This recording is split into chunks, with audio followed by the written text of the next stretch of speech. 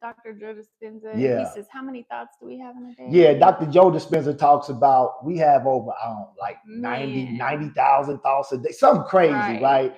But most of those thoughts are repetitive from the day before, Right. right? The program, the loop. Yeah. So that's the question we have for you today. Mhm. Are you monitoring or observing your thoughts? Right. Because like Dr. Ford always say, right, on your best days of life, you have your best thoughts. On your worst days of life, you have your worst thoughts. But just be mindful when you're in a relationship where that's landing. Right.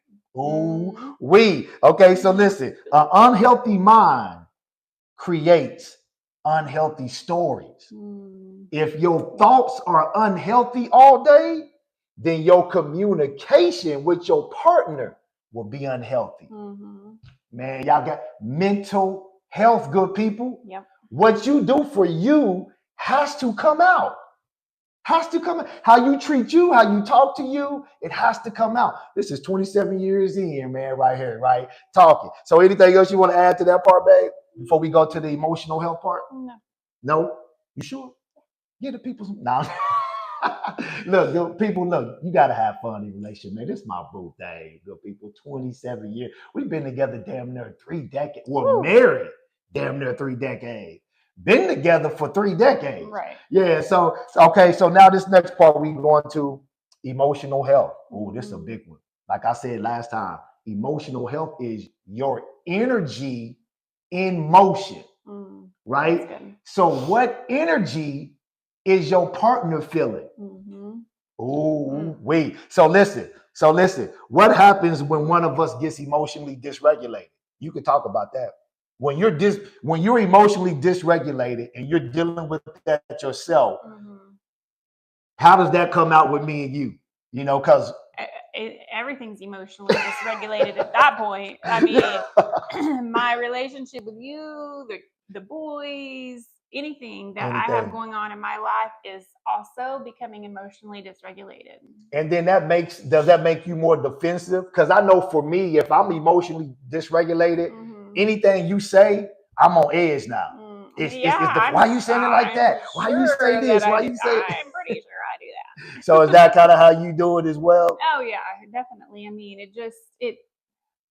it's so hard to put into words sometimes, but some of this like just kind of all goes together. Yeah, it does. I mean, the emotional dysregulation, has the same effects as, the health dysregulation and the I mean, yes, I mean, it just like every part of this you could break down and it could be the same things happening. If I'm emotionally dysregulated, I'm also moody. I'm, taking it out on everybody because my emotions are all over the place. No, that's true. That's true. You get defensive. I know like for us, you get defensive. I know me, like I said, for me, I get very defensive if I'm emotionally regulated, right? So how do you regulate your emotions? So when I say energy and motion, right? Emotional health. So how do you feel all day? Mental health is what are you thinking about all day, right?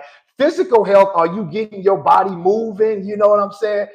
Emotional health, what are you feeling all day long? If you're wrestling with uncertainty all day long, if you're wrestling with doubt or fear all day long, guess where that's gonna land, good people? When you get home, that same uncertainty, that same doubt, that same fear that you've been wrestling with, it's gonna be projected onto your partner. Right. So listen, I wrote this down. Unhealthy physically affects us.